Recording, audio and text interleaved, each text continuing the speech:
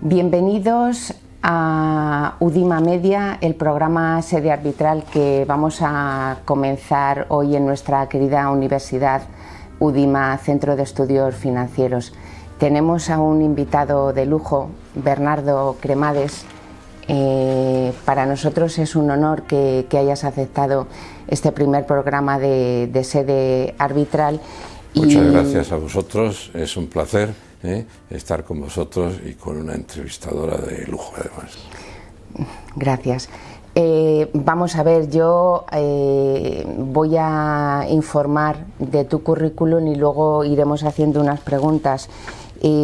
Para quienes no te conocen, porque nuestros alumnos del máster de la abogacía pues acceden al mundo del arbitraje desde derecho procesal o derecho internacional, y tenemos aquí a Bernardo, que es abogado desde 1969, abogado del Colegio de Abogados de Madrid, del Colegio de Abogados de París y del Colegio de Bruselas, creador de la firma Bernardo Cremades y Asociados, catedrático de la Facultad de Derecho, nada menos que 360 arbitrajes.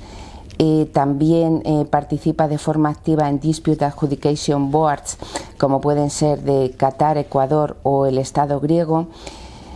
Quiero informar porque verdaderamente tenemos al número uno del arbitraje en España, los reconocimientos que tiene, y bueno, el reconocimiento internacional es amplio. Ha sido condecorado por el presidente de la República Federal de Alemania con la Verdienstkreuz. También ha sido nombrado Chevalier de la Ordre Internationale du Mérite por el presidente de la República Francesa. En España fue condecorado con la Orden de Isabel la Católica, la Orden del Mérito Civil y la Gran Orden de San Raimundo de Peñafort por su gran aportación al desarrollo del arbitraje. Es también miembro de varias asociaciones e instituciones internacionales, pero a mí hay una asociación en la que hoy se cumplen 30 días, que ha sido nombrado académico número de nuestra Real Academia de Jurisprudencia y Legislación. ¿Qué supone para Bernardo? Hombre, pues yo creo que en la vida hay dos cosas que son el espaldarazo definitivo y final de una carrera. Uno, como abogado, la Gran Cruz de San Raimundo de Peñafort, y como catedrático que soy, pues el haber ingresado en la Real Academia de Jurisprudencia y Legislación. Entrar en la academia es a propuesta de los académicos, no se solicita, sino que uno es nombrado. Hay un número preciso de académicos, y cuando fallece o hay una vacante, pues se elige en votación secreta, y efectivamente uno tiene la sensación de haber culminado una vida profesional cuando uno llega a ese Santa Santorum del derecho que es la Academia de Jurisprudencia. Verdaderamente Santa Santorum. A mí me impresiona Marqués de Cubas 13. ¿Qué quiere Bernardo aportar en la Real Academia? ¿Va a crear alguna sección? Pues yo lo que quiero ahora es estar allí, mirar, aprender, porque efectivamente alrededor de la mesa, que he estado ya en una de las sesiones del Pleno el pasado lunes, pues se sientan verdaderos cerebros del derecho español. Y eso es simplemente de mirar alrededor y contemplar a los grandes maestros, no solo de la universidad, sino de la judicatura, de la abogacía del Estado, de los notarios, de los registradores. Todo esto, pues efectivamente creo que mi primera misión allí es mirar, observar y aprender. Después, pues efectivamente yo estoy en el mundo del arbitraje, me gustaría incorporar activamente el arbitraje y espero que el Pleno de Numerarios me apruebe la aprobación de una sección dedicada al arbitraje, pero en fin, todo esto son todavía proyectos. Sí, porque el título de tu conferencia de ingreso para mí es significativo. Tu discurso es una concreción en 70 folios, serán 90, de lo que dices el arbitraje internacional en la encrucijada de la crítica. ¿Por qué ese título tan enigmático? Pues he querido hacer en el discurso una aproximación crítica al momento actual del arbitraje internacional y nacional también, porque trato de los tres temas. Sí. Nacional, porque efectivamente estamos teniendo problemas de confianza en el arbitraje en España, y el principal problema hoy es la confianza en el control jurisdiccional de los laudos. Tenemos problemas serios en el control que están haciendo los tribunales superiores de justicia y especialmente el de Madrid, y esto es un poco un punto importante dentro del discurso. En segundo lugar, el arbitraje comercial internacional. El arbitraje comercial internacional hoy está admitido en casi todos los contratos importantes del comercio internacional, y creo que está funcionando muy bien, y no es tanto objeto de crítica como lo es el arbitraje de protección de inversiones. El arbitraje de protección de inversiones consiste en demandar al Estado receptor de una inversión en base a un tratado bi o multilateral de protección de inversiones, y demandar por incumplimiento de la protección acordada en el tratado.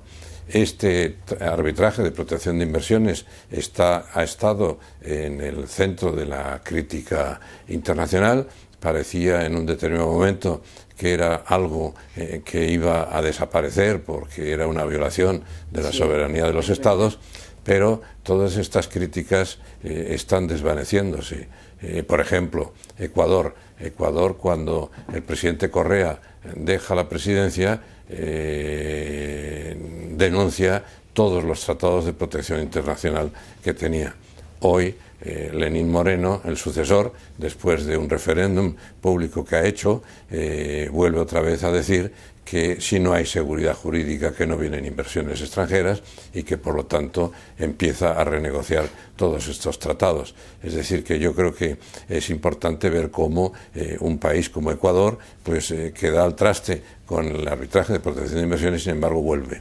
Otro tema que yo creo que ha sido la causa de los problemas y de la discusión en los medios de opinión pública ha sido la negociación del tratado entre Europa comercial y Estados Unidos, el famoso TTIP, que levantó una polémica extraordinaria. El movimiento antisistema tuvo una movilización espectacular, y no había programa de radio o televisión que no se criticara en España, en Europa, en Alemania, en Francia, que no se criticara el arbitraje de protección de inversiones. ¿Qué ha pasado?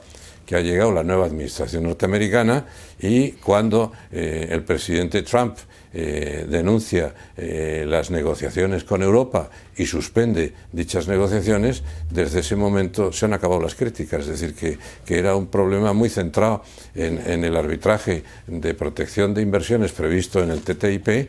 En España tuvimos sobre todo la enorme reacción cuando se discutió en las Cortes la ratificación del Tratado CETA con Canadá, que admite también la protección de inversiones. Es decir, que yo creo que han sido temas muy puntuales, aprovechados por los movimientos antisistema para luchar y utilizar como bandera el arbitraje de protección de inversiones, y además que tiene un origen muy claro. Es decir, ¿por qué surge este movimiento con tanta virulencia? Alemania, como consecuencia de Fukushima, hace una moratoria nuclear. Esa moratoria nuclear lleva consigo el que determinadas empresas que habían previsto planes de construcción de producción de energía nuclear en Alemania se suspenden y reclaman al gobierno de Alemania, al Estado alemán, indemnización correspondiente. por vía de protección de inversiones en base al tratado, a la Carta de la Energía. Y esto es lo que desencadena este movimiento. España, estamos viviendo ahora un momento donde el Reino de España ha sido demandado en múltiples ocasiones, con ocasión de la Carta, también utilizando la Carta de la Energía, con ocasión de la política oscilante del Gobierno en materia de energías renovables, y esto hoy se ha convertido en un tema de máxima actualidad. Me viene a la mente, con lo que acabas de decir, el árbitro carece del respaldo soberano que el juez tiene en el due process y, bueno, el tema de las medidas cautelares y la prohibición de los árbitros a las partes que inicien directa o indirectamente procedimientos paralelos en vía judicial o arbitral, y el tema del árbitro y la interpretación prejudicial ante el Tribunal de Justicia. Uy, estás tratando muchos temas al mismo tiempo. Vamos uno por uno. Vamos uno por uno. El tema del respaldo o no estatal que tiene el juez y no tiene el árbitro. Sí. Pues efectivamente el arbitraje no es consecuencia de una actividad soberana del Estado, no es consecuencia de ese artículo 24 de la Constitución española que dice que hay que tener seguridad jurídica en España, sino que es consecuencia de la libertad que establece el artículo 1 y el artículo 10 de la Constitución, en virtud del cual la autonomía de la voluntad permite que las partes puedan establecer un sistema de solución de litigios. O sea que vamos a el equivalente jurisdiccional, no, el pacta sunt servanda, autonomía de la voluntad de las partes. Por supuesto, es decir, que yo creo que la doctrina del equivalente jurisdiccional que en un primer momento introdujo el Tribunal Constitucional, hoy está muy desfasada. Es decir, en aquel momento todos, y yo el primero, celebrábamos que el Tribunal Constitucional hablara de equivalente jurisdiccional. ¿Por qué? Pues porque proveníamos de una prohibición fáctica del arbitraje en el anterior régimen, y cuando el Tribunal Constitucional habla del equivalente jurisdiccional, todos vimos un poco la legalización constitucional del arbitraje, pero luego en la práctica este equivalente jurisdiccional se ha convertido en un cauce para que los tribunales superiores de justicia hoy controlen los laudos y se metan donde está prohibido que se metan, diciendo que como es un equivalente jurisdiccional deben controlar los laudos como si fueran sentencias judiciales, cosa que peligroso, ¿verdad? Es erróneo. Es decir, por ejemplo, el Tribunal Superior de Justicia de Madrid hace un par de meses anula un laudo en equidad diciendo que el laudo ha sido no suficientemente motivado. Pero ¿quién es un juez para controlar si es suficientemente motivado o no? O el principio y más, de intervención mínima, ¿no? O el más, y sobre todo en un tema de arbitraje de equidad, es decir, que eso es una barbaridad jurídica. Hace 2 semanas han anulado un laudo, en esto es arbitraje de derecho, pero han anulado un laudo diciendo que los árbitros, al no haber considerado todos los medios de prueba que se habían presentado, ha decidido arbitrariamente y por lo tanto contra el orden público. El árbitro tiene que tener la soberanía en su decisión.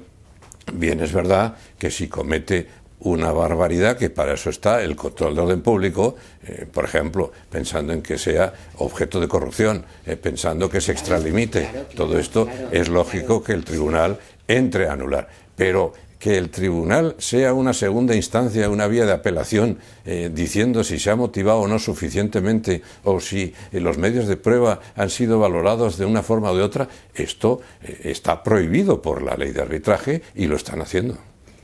Habrá que pensar en el Consejo General del Poder Judicial. Bueno, yo creo que el Consejo del Poder Judicial creo que tiene que tomar medidas. Ahora bien, los jueces van a responder que ellos son soberanos en la decisión y que incluso el Consejo del Poder Judicial no puede intervenir en su decisión jurisdiccional. Yo creo que es más bien el Tribunal Constitucional el que tiene que marcar la pauta de que el arbitraje no va por el artículo 24, sino por el artículo 1 y 10 de la Constitución y respetar la autonomía de la voluntad. Me viene a la mente la Constitución de 1812 y su artículo 280, porque parece que eran más precursores en 1812 que en este siglo XXI. Efectivamente, creo que en el 1812 la Constitución preveía el arbitraje como solución de conflictos, y además es curioso que, ahora que hablas de la academia, la academia es suprimida en el siglo XIX cuando los académicos son partidarios, frente a Fernando VII, son partidarios de aprobar la Constitución y mantener la Constitución de 1812. Cuando llega Fernando VII, como sabes, suprime o no quiere jurar la Constitución frente a sus promesas anteriores, y los académicos que querían mantener la Constitución, lleva el gobierno de Fernando VII a la supresión de la academia. Bernardo Cremades y Asociados es colaborador institucional del MUT Madrid, que esta semana se está desarrollando, y ya el 10º año.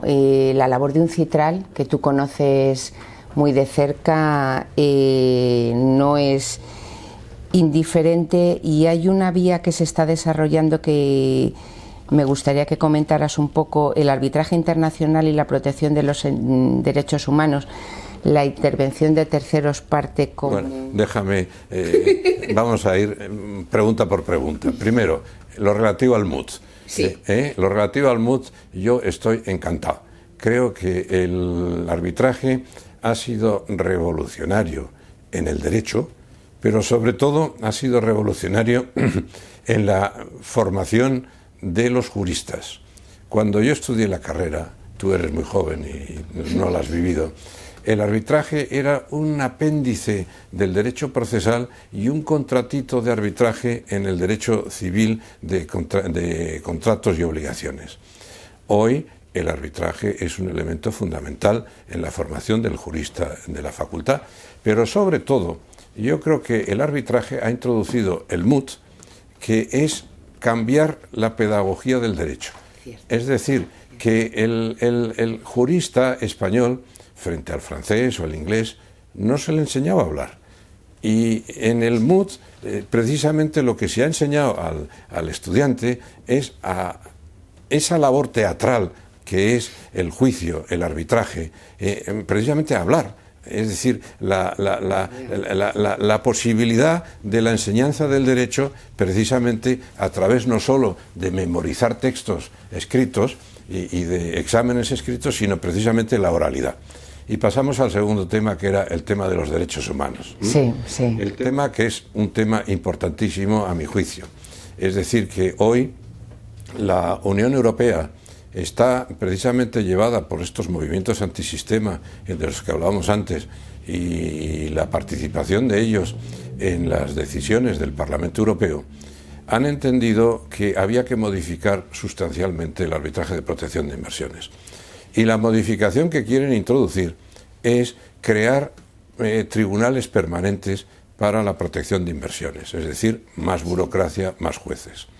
Lo que estamos diciendo muchos es que esto no conduce a nada más que a crear más burocracia, y las empresas no van a tener la confianza en esos tribunales burocráticos.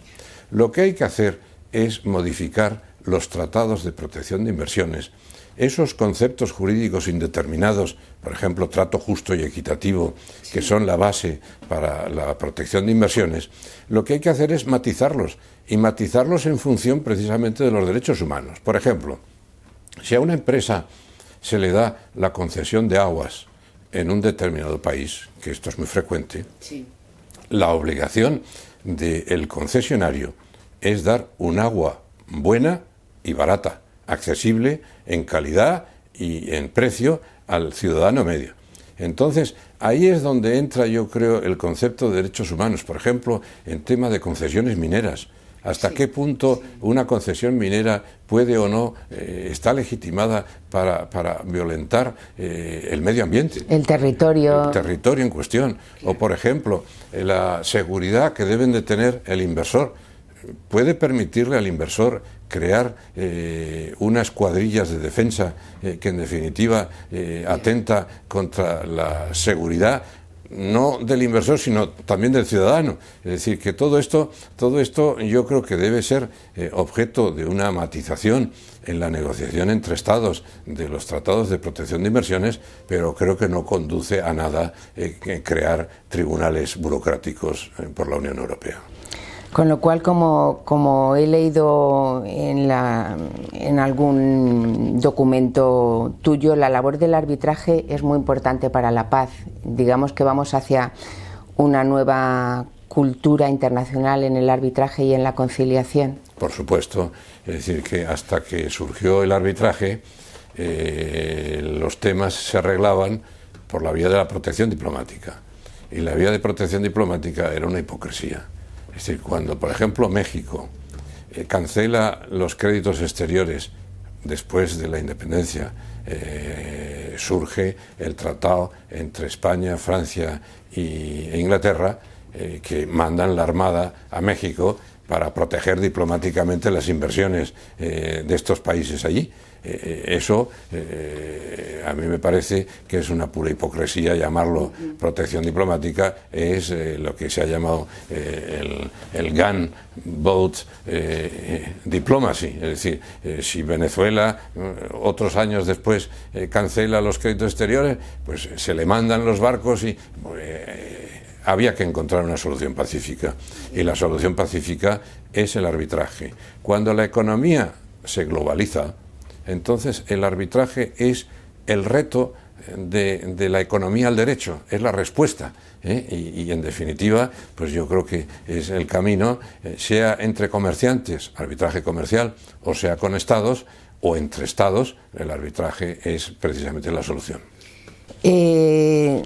La Convención de Nueva York de 1958, que, salvo que me corrijas, Sudán lo ha ratificado el 3 de abril de este mes, de 2018, ya vamos por 160... Es sin duda el tratado internacional más ratificado del mundo, y además esto permite que efectivamente cuando hay un laudo arbitral, ese laudo arbitral va a ser ejecutado en cualquiera de los muchos países que han ratificado este tratado. Y ahí la inmunidad de ejecución del Estado, digamos que por ejemplo Francia con la enmienda Putin, un Estado puede tener su inmunidad de jurisdicción, pero en cuanto a la inmunidad de ejecución ya sería otra cosa, ¿no? Bueno, la inmunidad de jurisdicción desaparece desde el momento en que el Estado ha firmado un contrato con cláusula arbitral. Es decir, decía Lord Wilberforce, once a trader, always a trader. Yeah. Es decir, si un Estado se ha metido en un contrato comercial, pues lo ha suscrito también la cláusula de arbitraje. La inmunidad de ejecución es otra cosa muy distinta, porque es que allí entran también en concepto en la protección diplomática, en el sentido de que hay bienes de los estados que no son susceptibles de ejecución, y por eso se distinguen entre bienes comerciales y bienes de imperio del Estado. Es decir, por ejemplo, una embajada, pues una embajada no es objeto no es objeto de ejecución. Ahora, por ejemplo, Cristina, presidenta de Argentina, tenía un crédito, y cuando su avión sale de Argentina y posa en determinado país, pues ese país le embarga el avión. Ese avión era del Estado, pero eso se entiende que es embargable. Ya. Otro tema que planteará problemas, por ejemplo, las cuentas corrientes de los bancos centrales, ¿son o no embargables? Hay discusión. Interesantísimo. Vamos a ver un poco lo que es el proceso arbitral, el arbitraje institucional, arbitraje ad hoc. Una pregunta a la experiencia que tiene Bernardo, la importancia de la primera orden procesal, la importancia del acta de emisión. ¿Tú eres partidario de, para evitar situaciones infrapetita o ultrapetita, esa primera orden procesal? Porque hay reglamentos para informar a nuestros alumnos que... Sí, yo creo que es fundamental la orden procesal primera, porque es la orden procesal que los tribunales pactan con las partes, es decir, que normalmente le preguntan a las partes cómo se va a desarrollar el procedimiento y cristalizan la orden procesal. Algunas instituciones tienen lo que se ha llamado, y has llamado tú, el acta de emisión. Otras instituciones no la tienen. Y el acta de emisión, en cierta forma, lo que quiere es precisar los conceptos objeto de discusión para que no haya infra o ultrapetita.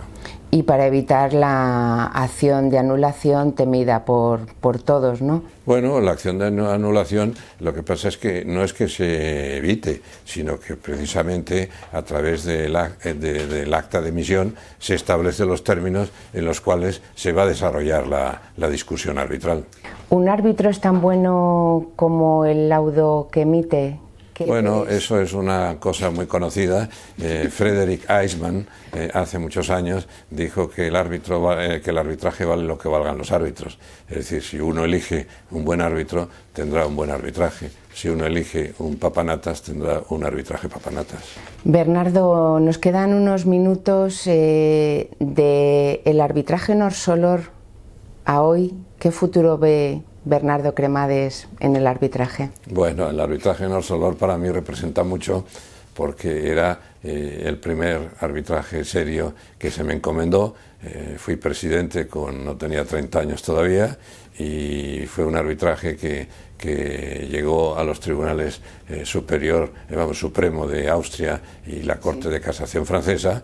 El problema era que dijimos que el arbitraje debía ser solucionado por la lex mercatoria. Entonces el problema era que, como era un arbitraje en derecho, decía una parte que lo habíamos convertido en equidad, y ambos tribunales superiores dijeron que los principios generales del derecho son fuente del derecho internacional y que por lo tanto era un arbitraje basado en los principios, pero arbitraje en derecho.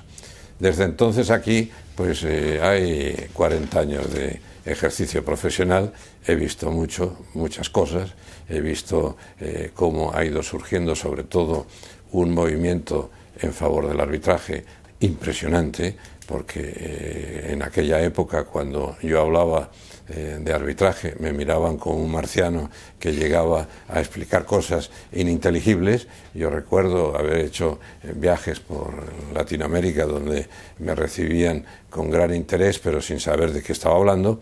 Hoy en día, en Latinoamérica, hay arbitrajes a punta de pala, lo cual quiere decir que la labor que hemos hecho una generación de juristas jóvenes en aquel entonces, hoy ya no tanto, pues efectivamente ha sido fructífera y ha dado como resultado este gran interés que hay por el arbitraje. Gracias, yo diría que muy bien conservados estos años y un honor para la universidad haberte tenido en este primer programa de Sede Arbitral. Muchísimas gracias. Muchas gracias, Nazaret, muchas gracias a ti y muchas gracias a la universidad por haberse acordado de este profesional. Gracias. Gracias.